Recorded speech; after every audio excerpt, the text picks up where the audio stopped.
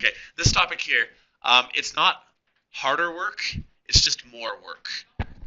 For those of you guys who were in my 20-1 class, the analogy I would give is when we did absolute value equations. Remember how we solved absolute value in math? Is that you just make one of the equations the exact same, and then you make the other equation, but you throw a negative on it, and you just solve it as though there's a negative sign. And I would say it's not harder work, you just have to do the work twice. Remember that analogy if you're in my 20-1 class? Okay, that's the same thing in chemistry today. We're going to do the exact same work that we've always been doing in terms of stoichiometry, like this, times this, times this, times this stuff, except we're going to do it twice. And I'll explain why using this analogy here.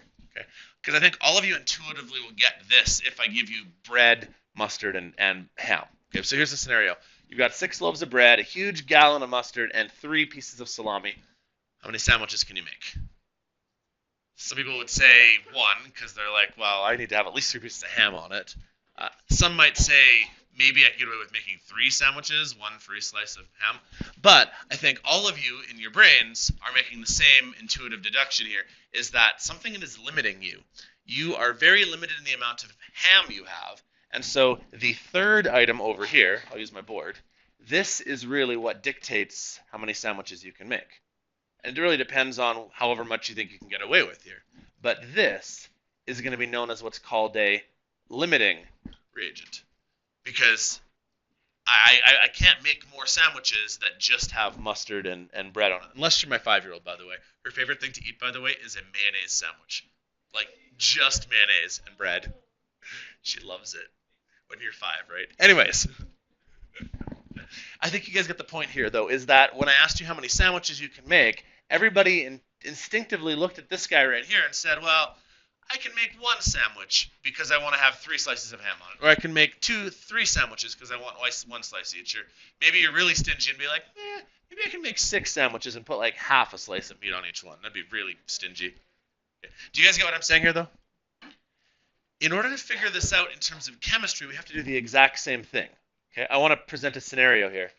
If we take chemical A, X, and chemical Y, and we turn it into chemical Z, something like that, what we normally assume is that this amount right here, if I were to draw like a bar graph, we start with plenty of reactant, and then we start with no product. And as the reaction progresses, this bar graph goes down until eventually you have, like, say, none of this left, none of this left, and everything's been turned into Z. Do you kind of get what I'm doing here? Like, I'm saying you start with lots of this and none of this, and as the reaction progresses, it's supposed to turn into this. And ideally, this happens 100% of the time, and so because of that, what used to start at 100% and 100% and 0% eventually turns into, well, you have no more reactants, and you get all products. That's what we'd like to assume.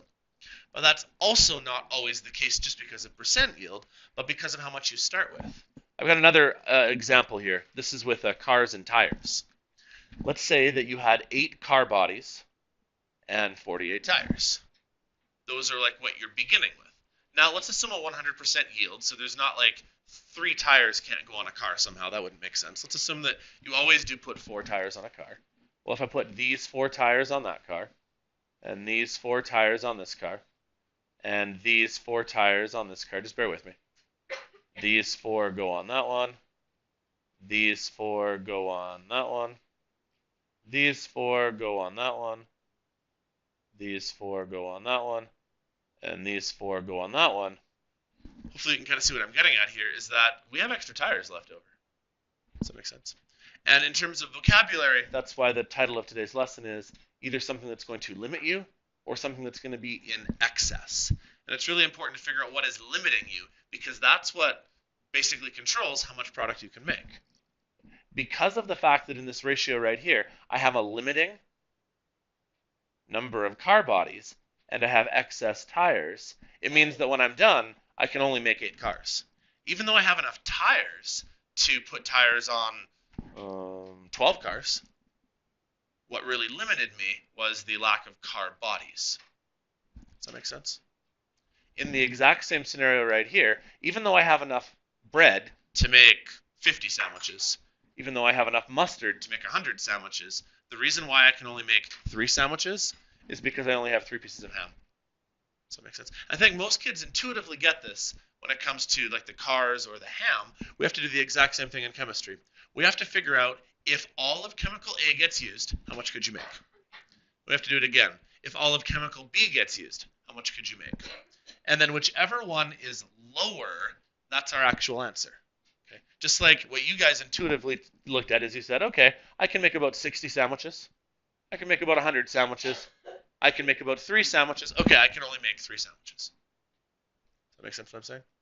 So you're going to like this section in the way that it's not harder, but just like with absolute values, all it means is that you have to do your work twice, which kind of stinks because it's a longer process, but I assure you it's not harder. Okay. I don't remember why I put this picture on for the life of me anymore here. I think the idea was also about how, like, you can see how there's 10 and 7, and the relationship is supposed to be 10 and 5. Hey. Did she ever finish this? Not to the best of my knowledge. I'll check with her. Okay. Can you guys see how it's supposed to be like 10 and 5 is what the relationship ideally should have been? And the reason I know it should be 10 and 5 is that there's a 2 to 1 relationship. Does that make sense? So for every 2 hydrogens, you need 1 oxygen. So for every 10 hydrogens, you need 5 oxygens. Who is going to be the thing that limits us in this example then? Yeah, hydrogen is going to limit us. And the reason why it's going to limit us is it's going to run out first. Does that make sense? Whenever you have a chemical reaction, unless by some random luck you start with the exact same amount of both things in the right molar ratios, something's going to run out first. Like for example, let's take a really basic one. Let's say that you are combusting something. What are the 2 reactants whenever you combust something? Fuel, whatever the fuel is. What's the other reactant when you combust something? Oxygen. Which thing is going to limit you when you combust things most of the time? Your fuel, right? I put X amount of fuel in my car. As soon as my car runs out of gas, I am now done driving until I refill my fuel, right? But there was a second reactant. The other reactant was oxygen. But can you guys agree, though, that there's plenty of oxygen around? Oxygen was in excess. I don't think that I'm going to combust all of the oxygen out of the atmosphere in my car. Right? So something is going to run out, and something's going to be extra. We need to base our calculations on the thing that runs out. So if you get that concept here, let's try some examples here. Let's just go right to here. What you're going to notice is different about these examples is I'm going to give you extra information then. I'm going to give you information about both reactants. I've given you a balanced equation here. And so I've given you information about copper. But if I choose another color here just to color coordinate these, I'm also going to give you information about sulfur. So literally I'm going to do almost all of the work a second time. I'm going to make a few tweaks to the way my equations work, but it's going to be very repetitive. So why don't I start with copper first? Let's start with 10.6 grams of copper. Okay, hopefully you guys are getting fairly familiar with this process. We don't want to work with grams of copper, so I'm going to use a molar mass. And copper's molar mass is 6355. This gets me to the point where grams of copper can be canceled. Step 2. I then want to use a molar relationship, the recipe, so to speak, to remove copper from the scenario and solve for my product. My product is copper sulfide. Copper 1 sulfide, actually.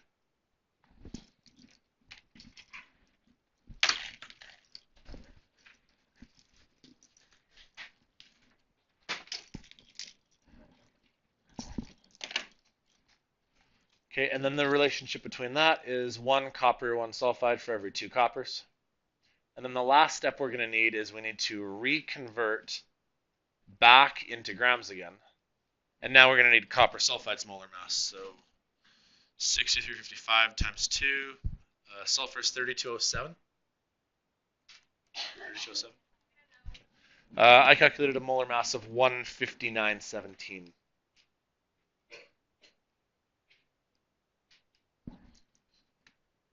You guys feel fairly comfortable with this process here? Hopefully. It's like most of what we do in this unit is something that looks roughly like this. Okay, so here's what this means then. 10.6 divided by 6355, divide also by 2, and then times by 159.17. I've calculated that if, I'm even going to write this out the first time here. I'm going to say if all the copper is used, we can make 13.3 grams of product. But I'm quantifying it with the word if. If all the copper gets used up, there's 13.3 grams of product made. You guys able to handle that first part here? Let me go back to my silly analogy of making bread here. Sandwiches. If all of the bread gets used up, I can make 60 sandwiches. Makes sense? However, I'm going to try this for all of my reactants. So just like I do with the ham here I say if all of the ham gets used, I can make 3 sandwiches. I've got to do the exact same work, but now we're going to do it for sulfur. So I'm going to pick a new color here. Now, there is one nice thing about this. A good chunk of the work you do is repetitive. Okay, like this part will be different. We're going to start with 3.83 grams of sulfur. We're going to do a mole per gram. And when we do this mole per gram, we need sulfur's molar mass. So that was the 3207. So that's different. Pardon me. However, the next step and the step after that are kind of repetitive again. What do we want to turn this into? Well, we just like we did right here, we'd like to turn this into copper 1 sulfide. It just means we need to put 1 sulfur on the bottom. And then for the last step, we need copper sulfide's molar mass, but it still hasn't changed. It's still 159.17 grams per mole, right? Because this molar mass that was right here, it's still the same one there. Do you guys see what I mean when I say that it's kind of like absolute value if you remember how to do that in math? You just do it twice. So let me write this out again. You shouldn't write this every single time, but I'm going to say if all the sulfur is used, and then let's calculate the number here. 3.83 divided by 3207. 1-to-1 ratio, 159.17. I calculated 19.0 grams of product. Everybody managed to calculate that as well? Okay, here's the part you're going to dislike then. Of all the work that we did, I now basically cross all of this out and say that that was all pointless. Which is kind of annoying because you just did all that work. Why am I crossing that one out, not the other one? Yeah, you keep the smallest one, right? Again, I may be being really redundant today, but this made you 60 sandwiches, this made you 100 sandwiches, this made you 3 sandwiches. You need to keep whichever one is the smallest one. So it kind of sucks that you do a whole bunch of work, but once you do your work, since this gave you 19 grams, this one only gave you 13 grams, pick the smaller one. So the actual amount of product you will make is this. Okay. You're going to have leftover sulfur then. This could be another follow-up question. I might ask you, like one question might be, how much product will you make? A follow-up question might be, which reactant will be in excess? And so the answer would then be, there is excess sulfur, because all of the copper got used. So if you kind of imagine a bar graph, you started with this much copper, you started with this much sulfur, and you started with no product. I'll use my hands from now on. As this one went down, this one went up. But like we actually had 2 of these things. So one of them went all the way down to nothing. One of them went most of the way down, and then the product went all the way up. But there's still leftover sulfur. Does that make sense? Okay. I didn't ask this question here, but another logical question I could ask is, how much reactant would be left over? Does that make sense? Just like if I go back here again, I might ask you, how much bread will be left over? And I might say, okay, well, let's say I make 3 sandwiches. then I would have used this slice, that slice, that slice, that slice, that slice, that slice. That's 6. There we go. I'd have used those slices of bread. So how many slices of bread are left over? I don't know. Let's call it 55 or something like that. You know what I'm saying? I could ask you how much leftovers there are. Here's an easy way to calculate leftovers sometimes. It doesn't always work, but in this case it's going to work.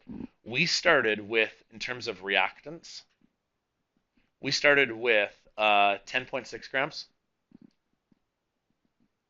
And we also started with 3.83 grams. Okay. So we started with a net amount of reactants. I'm going to skip sig digs right now just because they don't work quite as nicely right now. Let's say we started with 14.43 grams of total reactants. How much products did we make? Well, in terms of products, we discovered that we made 13.3 grams.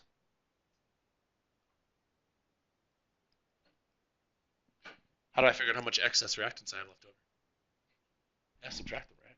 So take the total amount of reactants you have, subtract the amount of products you actually were able to make, and that'll tell you how many leftovers there are. So 14.3 minus 13.3 means you should have about 1.13 grams of excess sulfur. So I'd say the 3 most common types of questions I might ask you would be question 1, how much product do you actually make? We'll just do the work twice. Question 2, which one is going to be in excess? So I might not actually ask you how much you make, I just might ask which one is going to be the excess one. Or a third question I could ask you is, how much leftover reactant will you have? Okay. And really, you solve all of these questions the exact same way. Just do the work twice. That makes sense? Okay. Let's try two last examples. Yeah, 2 more examples. We'll go a little faster here. You got 10.1 grams of magnesium, 2.87 grams of hydrogen chloride gas. How much product will be produced? Well, this one's got a slight tweak to it. I didn't actually give you the equation. So we should write ourselves the equation. We've got some magnesium. We've got some hydrogen chloride gas. That's probably a solid. Okay, what's it going to form?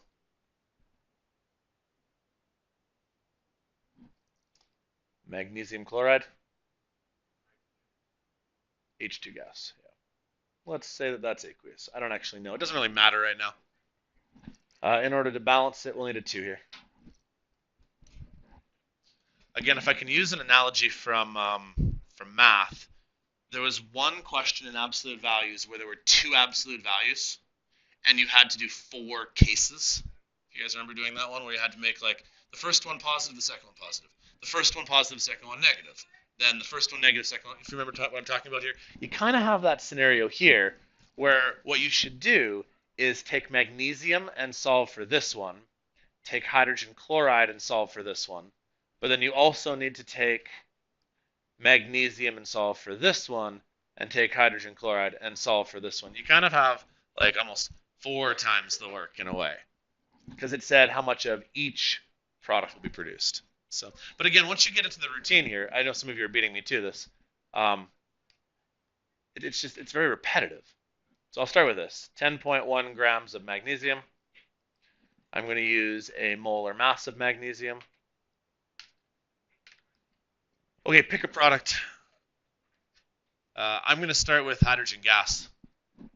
The only reason why I'm picking hydrogen gas to be the product I solve for is that I know it's molar mass without looking it up, because it's 2.02 grams per mole. So essentially what I'm doing here is I'm going to take magnesium and I'm going to solve it for hydrogen. I could have solved it for magnesium chloride because I got to do that eventually, but I just picked hydrogen gas because it's super easy to do. It's molar mass, and so I think that's my first line of work here. 10.1 divided by 2431 times by 202.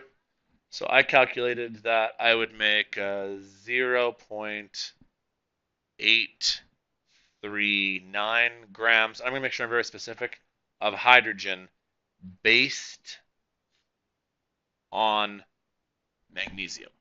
Just to keep things straight, I'm going to add a little extra stuff. I'm going to tell you what I'm producing, but I'm also going to tell you that that was based on using all my magnesium.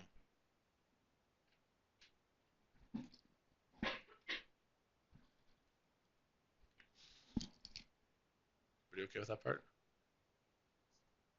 Okay, so that's one. I got 4 to do.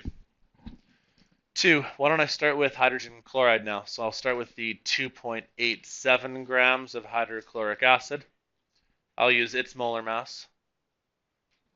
What is that? 3545 plus 101. 3646. This I need an actual ratio for, though. It's 1 hydrogen for every 2 hydrochloric acids. And then the good news is that I still have the same molar mass at the end.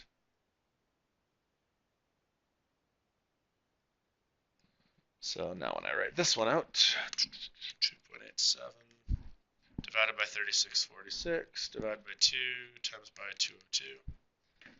I got 0.0795 grams of hydrogen based on hydrochloric acid. I'm just going to pause here. Make sure I'm not going way too fast for you guys. What does this mean? Yeah, hydrochloric acid is clearly limiting us. It's actually not even that close.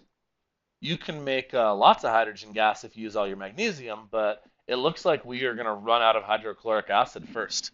And I think this actually makes sense when you look at the numbers here. Not only, I mean, okay, right here you're multiplying by the same molar mass, so that's kind of equivalent, right? Not only does magnesium have a lower molar mass, like hydrochloric acid has to get divided by a higher molar mass, but it also has to get divided by 2. This one only has to get divided by 1.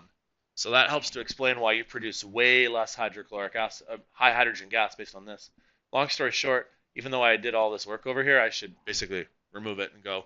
And I actually recommend to do that, by the way. Really cross it out, because there's nothing worse than going back and finding some work and being like, hey, look, I found an answer. Here's how much hydrogen you need. Once you know which one is limiting, maybe make sure you like clearly indicate yourself. Don't use that work anymore, because we know it was wrong. You know what I mean? It's based on a faulty assumption that it gets used. So, I mean, maybe don't like cross it all to the point where you can't see it at all, but make sure that you indicate that you don't want to use these numbers. Okay. Based on this, what I've now done is I've gone, it's almost like foiling in a way. I've now done magnesium to hydrogen and hydrochloric acid to hydrogen. I now need to do magnesium to magnesium chloride and hydrochloric acid to magnesium chloride. But you know how I said there were actually 4? We can actually skip one. Why bother going from magnesium to magnesium chloride? I already know that magnesium is not my limiting one. Does that make sense? So like in a way when you foil and you've got to do this one to that one, this one to that one, this one to that one, this one to that one. If I know that magnesium is the thing that I have excess of, I should just always base my reactions starting with hydrochloric acid. So all I have left to do is one where we go from hydrochloric acid to magnesium chloride. So I'll again start with my hydrochloric acid gas. And then again, good news is that a lot of the work that you do is very similar. I need this exact same molar mass. I still use the same molar mass of 3646. It's going to change here though. Rather than converting it to hydrogen, I need to convert it to magnesium chloride, which means my last kind of attachment I'm going to need to look up. I need magnesium chloride's molar mass. Show that's not right. 3545 times 2 plus 2430. 9521 is what I calculated here from a molar mass.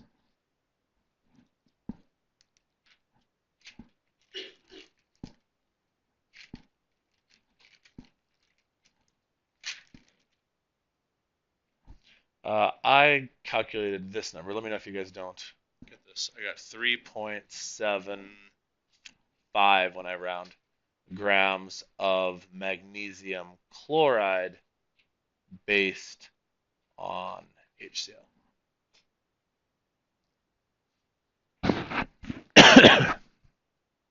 Anybody else get that? So, summary of the day. We'll do one last example, but quick summary. Hopefully you'll agree. It's not harder work. It's just more work. It kind of sucks because it's like you got to do 3 times the work. You know what I mean? Maybe even 4 or 5 times the work, depending on how many reactants there are. If there are 3 reactants, you have to do it for each of your reactants. Does that make sense? I actually have one of those on your assignment where I give you a question where I give you information about reactant A, reactant B, and reactant C, and you just have to do it 3 different times. So I think we have our final answer though, right? It said how much of each product will be produced. This is how much hydrogen gas you'll make. This is how much magnesium chloride you'll make. Do you have any questions?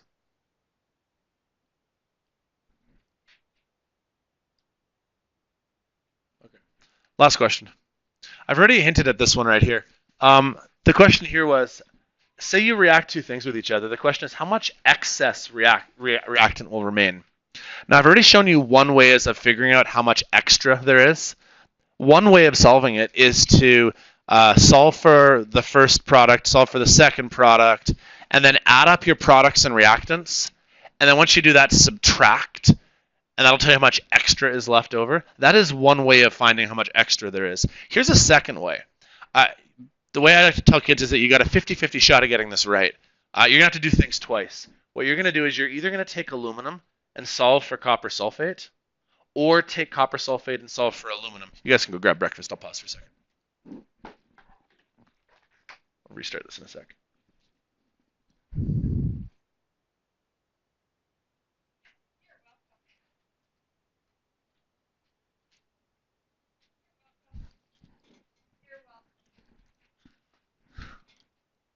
Okay. Let me try explaining this one more time. What we're going to do here is rather than solve for products, actually, I'm going to take a reactant and solve for another reactant. Let me show you how this is going to look. First, we need our equation. So let's start with aluminum. We're going to react it with copper sulfate. Let's assume that's solid. Let's assume that's solid, I guess. So got a mass. Okay, it's going to turn into aluminum. I should really make more room here. Slide you guys all back.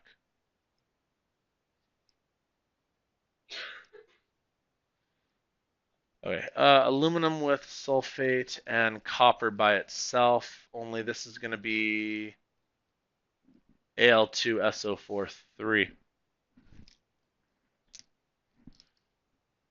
And then to balance, we'll need a 3 for the sulfate, we'll need a 2 for the aluminum, and a 3 for the copper. Okay, I've got my balanced equation. Hopefully you guys are okay with how I did that. Okay, here's what I'm suggesting. As a way of saving time, here's what we could do, but let's not do this. But here's what we could do. We could take this and solve for that.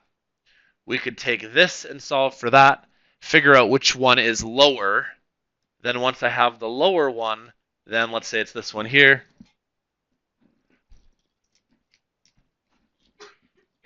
Okay, that deleted both of them. So let's say it's this one here. Then we also solve for this one over here. That would take 3 lines of stoichiometry work at the very minimum. Does that make sense? And then I would add these 2 things up right here. I would add up this mass and this mass right here. I would then subtract them, and that would tell me how much extra I would have. Does that make sense what I'm saying here? Let me say that one more time. This is not what we're going to do, but it would work. Oh, shoot. Erase the whole thing, Chris. One more time. This is what we could do, and then I'm going to show you a faster way. You could take this one and solve for that.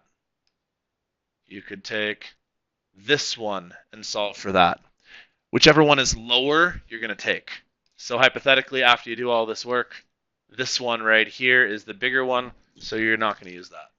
Now that you know that this guy right here limits you, you've already done 2 lines of work, you've scratched one out, you're going to solve this one for that one. You're finally going to know what these 2 numbers right here are. You'd then add these 2 numbers together, the 10.3 and the 51.7.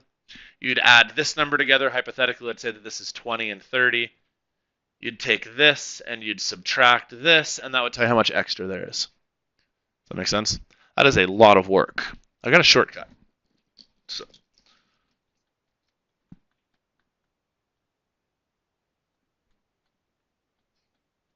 okay, there we go. So here's what I'm going to suggest we do instead. Let's pick one of these numbers right here, and rather than convert it from here to a product, let's convert it from here to a reactant. Okay, and you've got a 50-50 shot at getting this right in one shot. I'm just going to make an attempt at this. I'm going to start with the 10.3 grams of aluminum. And rather than converting it to a product, let's convert it to the other reactant and see how much other reactant would be required. So it's going to look like this. 10.3 grams. I'm going to multiply by a mole for every 26.98 grams, because that's aluminum's molar mass. Then the recipe says that for every 2 aluminums, I need 3 copper 2 sulfates. And then I need copper sulfates molar mass. 6355, 3207, then 16 times 4.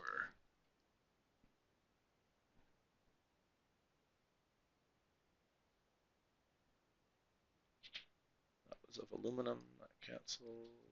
That cancels.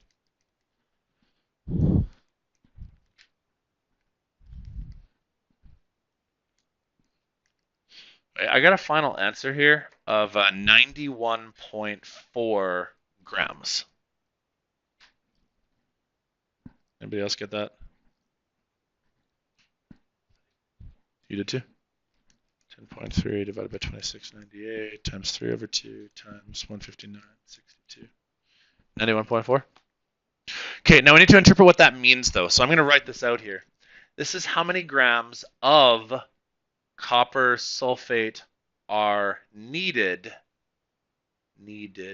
if all 10.3 grams of aluminum are used. Now, I know it seems kind of silly to write that all out right now, but I want to make sure we're really clear what we solved for. I went from a reactant to another reactant. So if I use up all 10.3 grams, we would need 91.4 grams of copper sulfate. Do I have 91.4 grams of copper sulfate? What does this mean then? Who's my limiting reactant? The copper sulfate is the limiting reactant. Okay. Now, this is where it kind of sucks. I took a 1 and 2 stab at it. Unfortunately, I didn't pick the limiting reactant. I accidentally picked aluminum, which is in excess. And it's kind of hard to tell, because you might look at it and say 10.3 is lower than 51.7. Go with the smaller number. But that doesn't actually matter, does it? Because you have to account for molar mass, you have to account for ratios. But unfortunately, this work I did right here is not actually useful. But the good news is that I had a 1 and 2 shot of getting it right. I'm gonna be done on my next line of work. What I'm going to do instead is, rather than go from aluminum to copper sulfate, I'm now going to go back the other way. I'll use red for this one, and I'm going to go from copper back to aluminum.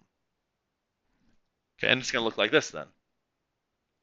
Since I now believe that my copper sulfate is limiting me, I'm going to start with the 51.7 grams of copper 2 sulfate.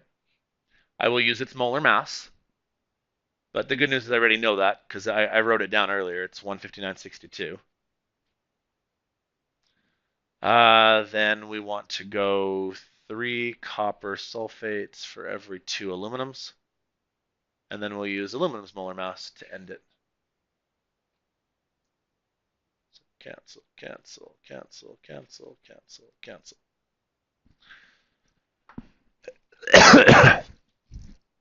All right, so 51.7 divided by 159.62 times 2 divided by 3 times 2698. I got this. I got 5.83 grams. And again, just right now, to make sure I'm clear, I'm going to write down exactly what this means. I can make that many grams of aluminum are needed if all 51.7 grams of copper 2 sulfate are used. Okay, so if I'm going to use up all my copper 2 sulfate, I need 5.83 grams of aluminum. Do I have 5.83 grams of aluminum? Yeah, I had like 10.3 grams. So do I have enough? No, I got more than enough. So now to finish this final bit off then, we have 10.3 grams of aluminum. I just calculated that we need 5.83 grams of aluminum to use all my copper sulfate. So now just subtract those.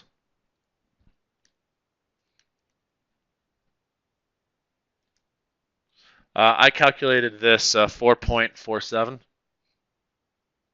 With sig digs, it's actually going to be 4.5 grams.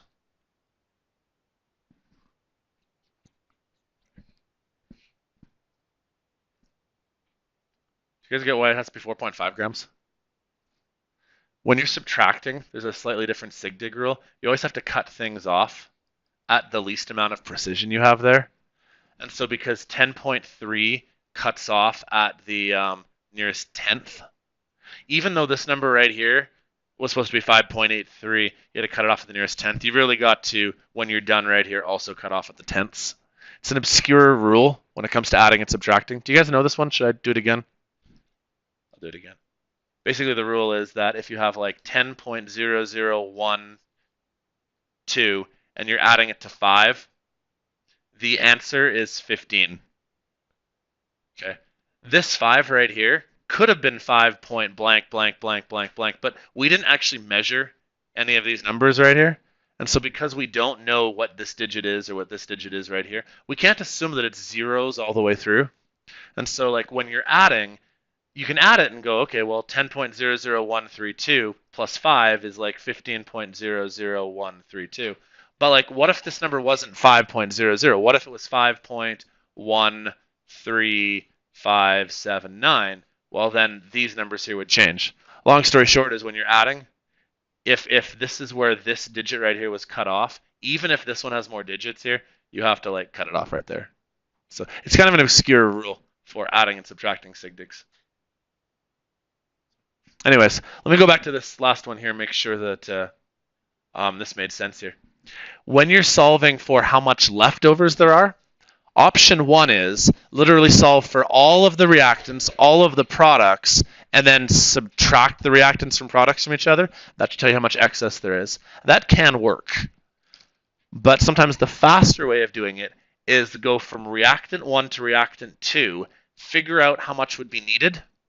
If this number right here was smaller than how much you have, you're done. Does that make sense? It's just by unfortunate luck, I picked the wrong one. Let's say that we started with this one right here. If I randomly started with this guy converting into aluminum, and then I say, okay, well, we need 5 grams of aluminum. Oh, look, we have 10 grams of aluminum. Well, then you just subtract the two numbers, you're golden. Right? In theory, you could solve this in one step if you happen to get lucky with the right one. Questions? Okay, last summary then. It's not more work, it's not harder work, but it's definitely more work. So I'm not going to give you a ton of these sorts of questions just because like it basically just increases your workload, right? But be aware that at least on when we write our redo quiz on Thursday, I'm going to throw a couple of these in there. Okay, but like I don't think there's more than like 2 or 3 because that'd be really cruel. I'm not that mean. You guys good? All right, cool. Okay, you've got about 40 minutes or so. If I'm doing my math right, half an hour, give or take. So work on either your old lab because your old lab is due tomorrow. Work on your assignment, or if you didn't finish yesterday's quiz, keep working on that quiz, okay? And if you made mistakes on the quiz, please let's talk, okay? Don't just ignore them. Let's see whether we can fix your mistakes. So, okay, I'm done, I guess.